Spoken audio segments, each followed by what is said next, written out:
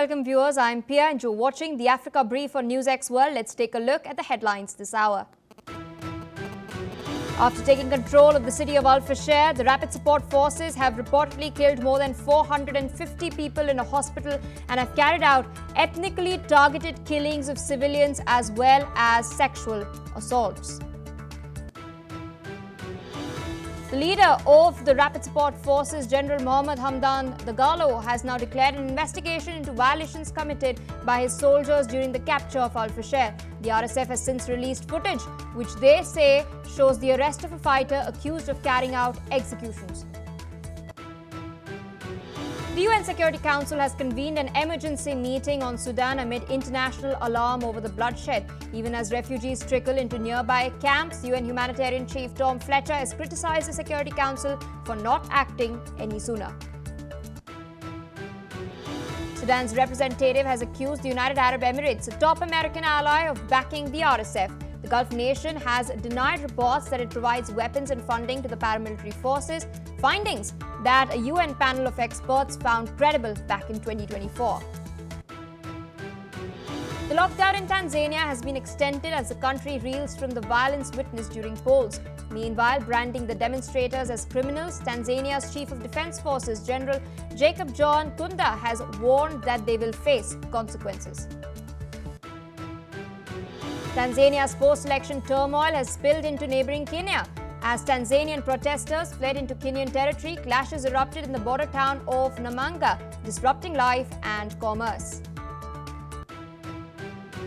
US President Donald Trump has set the refugee admission ceiling at 7,500 for 2026, the lowest cap on record till date. Trump maintains that admissions would focus primarily on South Africans from the white Afrikaner ethnic minority. Ghana, Africa's leading gold producer, is launching its most aggressive mining audit in a decade to recover lost revenue and improve oversight.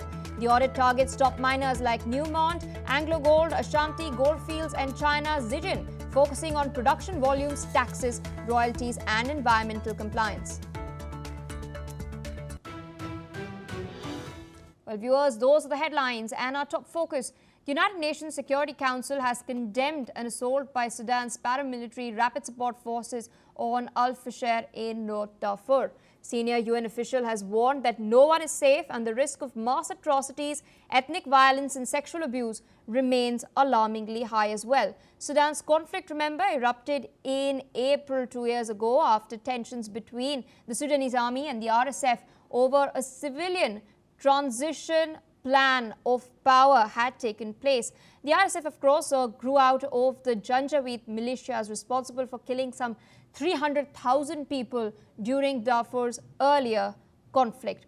More than 4 million people have fled their homes, including over 900,000 crossing into neighboring countries. The United Nations say that it will keep pressing all those with influence to prevent further violations and atrocities. Listen in to what the Assistant Secretary General for Africa, Martha Emma Ayapobi, had to say. The situation is simply horrifying. Shifting military dynamics continue to shape the course of the conflict. The human cost is profound. The risk of mass atrocities, ethnically targeted violence, and further violations of international humanitarian law, including sexual violence, remains alarmingly high across the country, and particularly in Al-Fashir. Despite commitments to protect civilians, the reality is that no one is safe in Al-Fashir. There is no safe passage for civilians to leave the city. There are also reports of large-scale atrocities perpetrated by the Rapid Support Forces in Bara, in North Kordofan, following the recent capture of the city. Meanwhile, Sudan's paramilitary Rapid Support Forces say that they have arrested several of their own fighters accused of committing abuses during the capture of Al-Fashir. The RSF has stated that the detained men are being investigated for violations that occurred during what they called the liberation of the city. Among those arrested is a fighter known as Abu Lulu, identified in multiple videos showing summary executions. These videos were posted on TikTok. The arrests come amid growing international concern over atrocities in the ongoing conflict between the Sudanese army and the RSF. With us on the broadcast is Dr. Satoru Nagao, fellow at the Hudson Institute, joining us from Tokyo. Thank you so much for taking our time speaking to us on NewsX World. There are about 450 people who've lost their lives since the RSF has taken control of the Al-Fashir city. There are ethnically targeted killings that have taken place. Sexual assaults have also been reported. The RSF leader has meanwhile claimed that they are taking action against those who have committed such executions. United Nations Security Council has also held an emergency meeting. But refugees are still trickling into nearby camps in cities that are not controlled by the RSF. In light of this, what are the immediate issues that the United Nations needs to solve on the ground? Simply said, what happened exactly is unclear, but at the same time, huge and high level of atrocity has happened against civilians. There's a high possibility that it has happened. Because this case, one of the cases we hear is more than 460 as killed in the hospital. But because this is a hospital and connected communication has happened, that's why they can inform what happened. So in the other areas, there is no communication and it is not easy to identify, but the same things could happen in wider area in this city. So that's why firstly, the international society need to identify what happened. But at the same time, why it has happened, why it has dark and unclear is because this is too high risk and other people cannot enter this area. That's why it is not clear what happened. So this means that international community hesitate to touch this area indeed, even if they identify what happened. Indeed, and we've also seen the Sudanese representative criticizing the United Arab Emirates, an American ally, of backing the RSF. The UAE has denied reports that it provides weapons and funding to the RSF, but there was a finding that was made by a UN panel back in 2024, which found all of these claims to be credible. There's a lot of criticism that's also being leveled at the UAE, with the experts now coming in stating that UAE has its own interests in securing, in fact, its inroads in the agricultural sector and business as far as the agricultural sector in Sudan is concerned. What do you make of all of this? In case of the proxy war, it is difficult to prove that one side is supported by which country. So that's why there is a possibility that it has happened, but it is not clear. And if the UAE denied their support to RSF, there is no possibility that other country can make the pressure to UAE.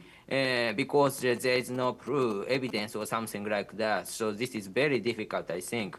But in case of the civil war, in case of the war is happening in the other country, of course there is a possibility the view from the country around this has motivation to support one side to expand their influence. So that's why, of course, there is a possibility that such kind of the proxy war could happen. But this atrocity itself, atrocity against civilians itself is not directly linked with the support from the other country. Mm-hmm. This issue generally directly linked with the situation of soldiers. If the soldier receives a constant salary or enough support from the other organization, in this case, atrocities level is relatively low because discipline level is high.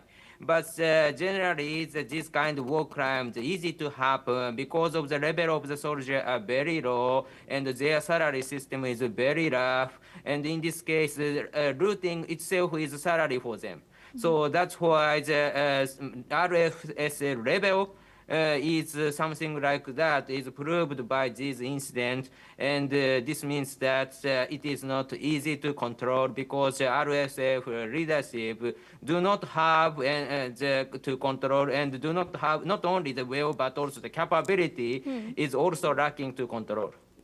Indeed, sir. I request you to stay on with us as we're shifting focus to what's taking place in the border between Tanzania and Kenya.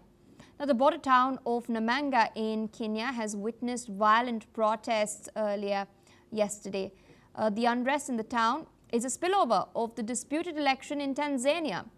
There are allegations leveled against Tanzania's President Samia Suluhu Hassan of solidifying her grip on power and contesting the polls virtually unchallenged, as many opposition leaders have been jailed or barred from contesting the polls. This has sparked violence in Tanzania as well as the neighboring Kenyan town of Namanga. Reports say that Tanzanian nationals who crossed into Kenya and opposed President Samia staged the protests while local Kenyan citizens were caught in the crossfire. The violence and security threats at the border have significantly affected the livelihoods of local residents, which is also one of the reasons for the unrest. Police fired stun grenades and live ammunition to disperse the protesters. Young people gathered in groups and burned posters of the Tanzanian president as well. Listen in to what some of the protesters have had to say. Kumea poa tu ila askari walikuwa wanatupiga na hizi tia gasi mjomba wangu yaani mpaka mambo mengine wanafananisha wao wamepiga wa Kenya huko wanapiga marisasi mjomba wangu imeenda vibaya sana siku ya leo.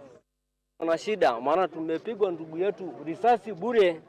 Hatuoni kwa nini tunapigwa risasi. Tanzania wakitupiga si wa Kenya tusukumagi nao. Mbona tunapigwa risasi kama ni kwetu. Still with us on the broadcast is Dr. Satoru Nagao, fellow at the Hudson Institute. The violence that we witnessed in Tanzania was not only concentrated in Dar es Salaam, it was also spread across the entire country, as witnessed now with people leaving the country, going into Kenya as well. Namanga, a town in Kenya, being affected, protests taking place there as well. In your assessment, what steps could then regional bodies, considering the spillover has taken place, such as the East African community, take to address the causes of the unrest and prevent future violence from escalating across the border? When we think about the land borders, our image looks like the border which is well managed by the government. But in case of the Africa, indeed, this land border is easy to cross, indeed, because of the some country lacks the capability to manage it. So that's why such kind of situation easy to happen once the internal turmoil has happened. Because of the border is relatively open, it is easy to spread to the other country, and especially in case of the country who face a very low-level governance situation, that is a problem in the other countries. But at the same time, in case of the Kenya and the Tanzania, relatively better government they have in Africa, so that's why the such kind of turmoil to spread to the land over across the landing border and show the influence of the other country is maybe. And that's why, unfortunately, indeed, they should manage themselves, I think. Mm-hmm. All right, so with that, I would like to thank you for taking out time sharing your perspective with us on NewsX World. We are shifting focus to more news coming in. According to a White House document, US President Donald Trump has set the refugee admission ceiling at 7,500 for 2026. This is the lowest cap on record. This marks the latest step in his administration's effort to reshape refugee policy, both in the United States and globally as well. In his annual refugee determination, Trump has stated that admissions would primarily focus on South Africans from the white Afrikaner ethnic minority. Trump has claimed that Afrikaners faced racial persecution in South Africa, a claim that was denied by the South African government. Earlier, an internal document prepared by US officials had suggested that the administration may also prioritize Europeans who faced retaliation for political views such as opposition to mass migration or support for populist parties. These groups, however, were not named in Trump's public plan. With us on the broadcast is Ambassador Mahesh Sachdev, former Indian diplomat, joining us from New Delhi. Thank you so much for taking our time and speaking to us on NewsX World. A very interesting decision by the Trump administration. They've, of course, been quite strict as far as immigration is concerned, but they've also now lowered the refugee admission ceiling to a record cap of 7,500.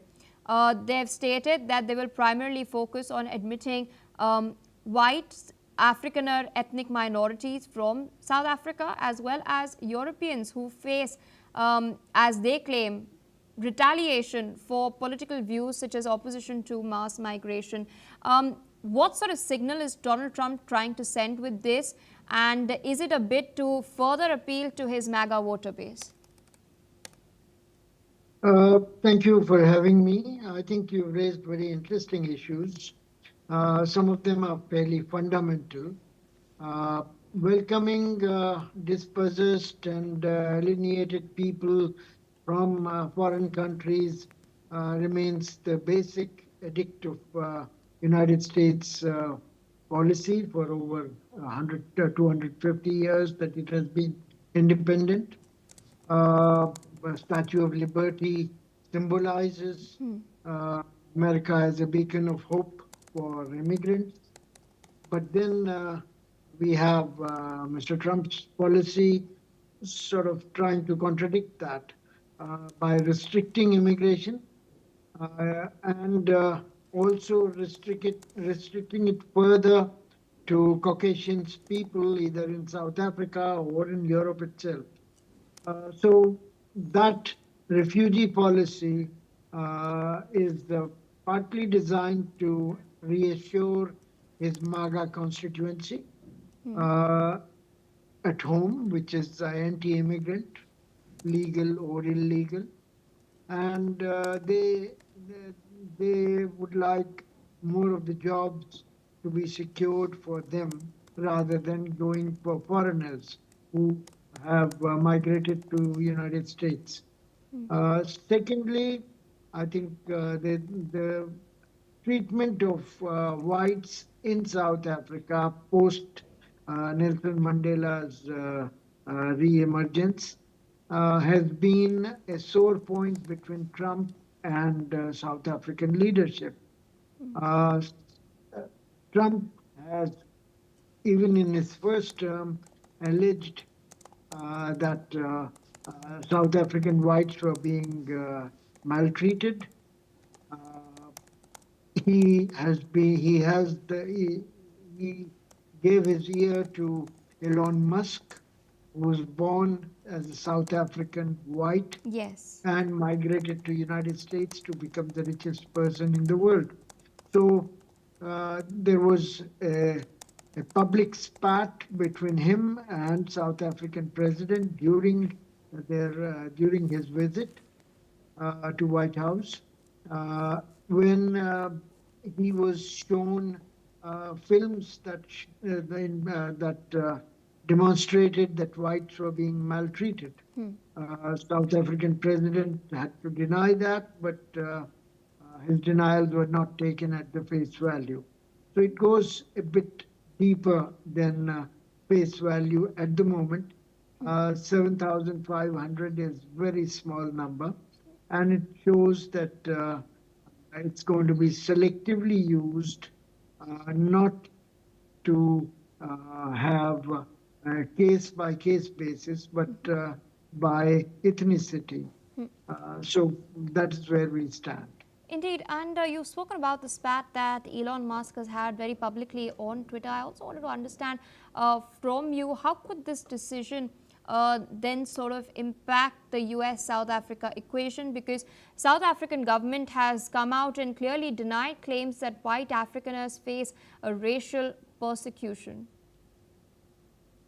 That is true, but let's talk here about Elon Musk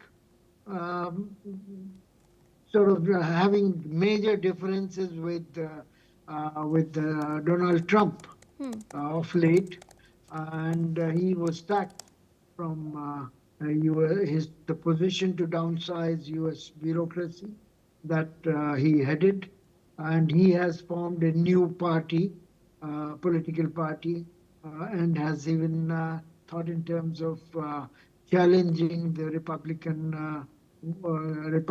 hold on the in the Senate and Congress, Senate and House of Representative elections next year.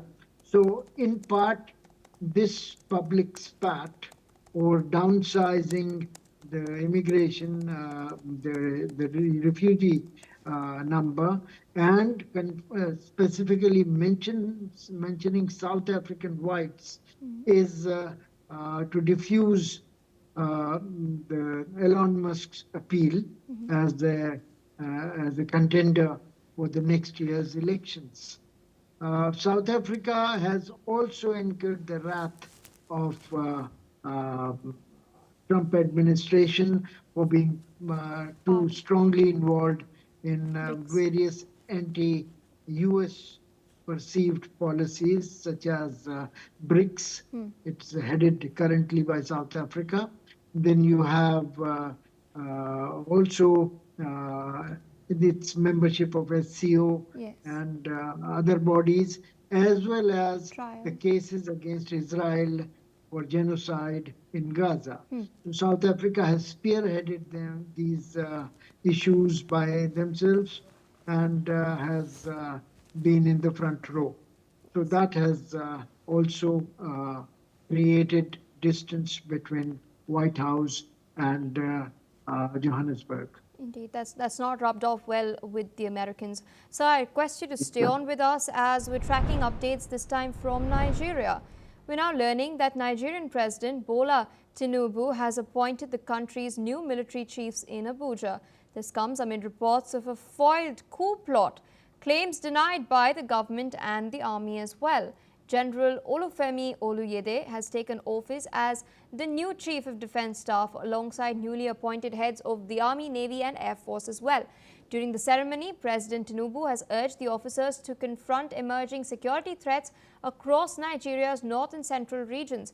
He's also called for decisive and proactive action against new armed groups, stressing that Nigerians expect results and not excuses as his administration is pushing for lasting peace. Listen in to what he had to say.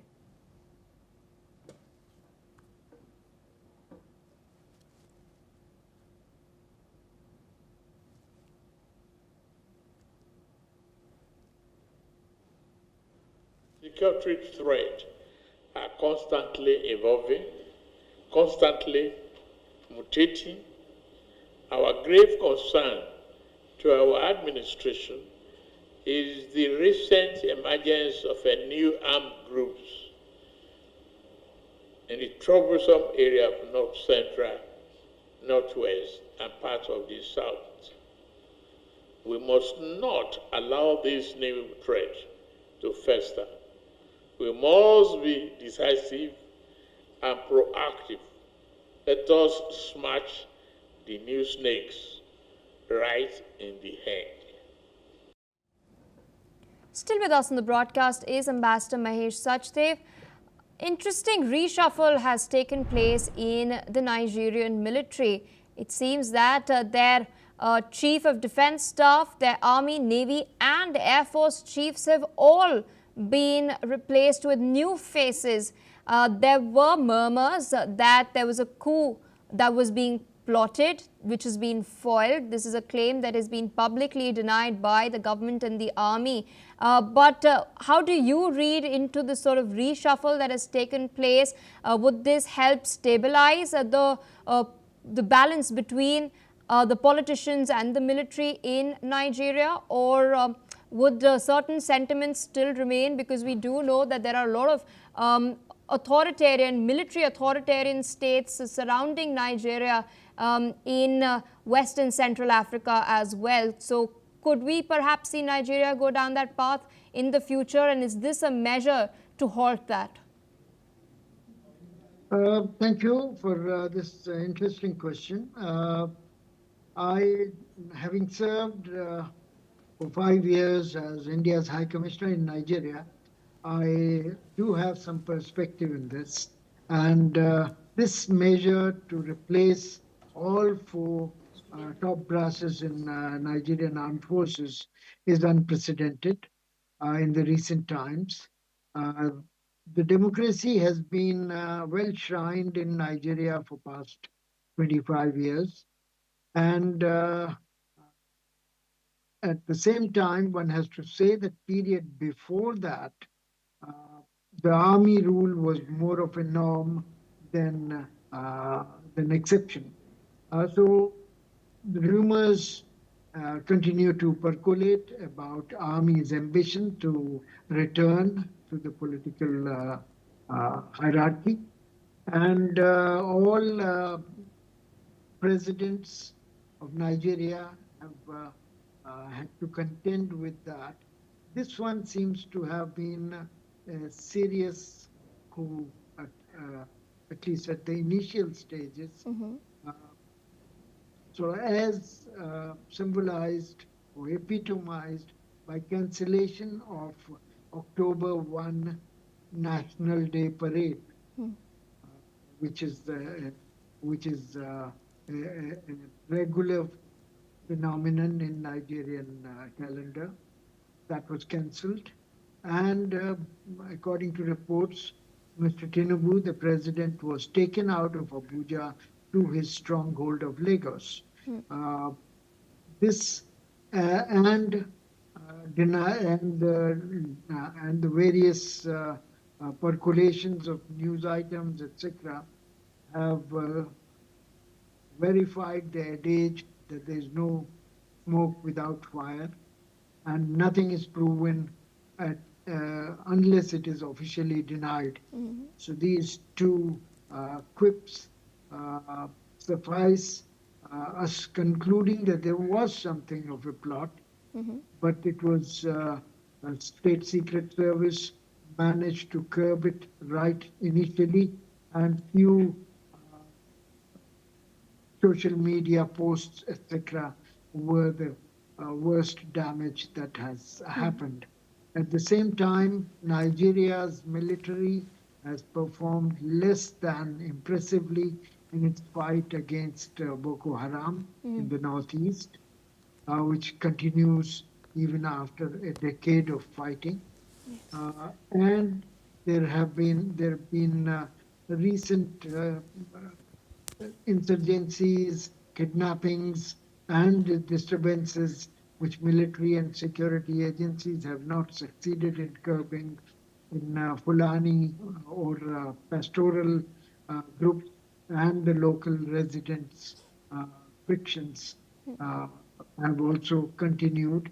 So those are the reasons enough for President to be unhappy with the military's performance, because it casts aspersions on his prospect for the next elections.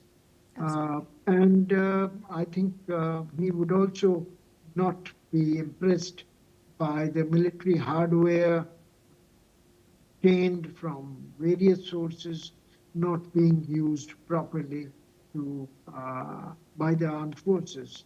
So this is where the point of friction lies, and his speech that you have shown shows that there are priorities that he has laid at the door of the new incumbents in military service. All right, so with that, I would like to thank you for taking out time sharing your analysis with us on NewsX World. With that, viewers, we're shifting focus away from Nigeria towards Ghana. Ghana, Africa's leading gold producer, is launching its most aggressive mining audit in a decade to recover lost revenue and improve oversight.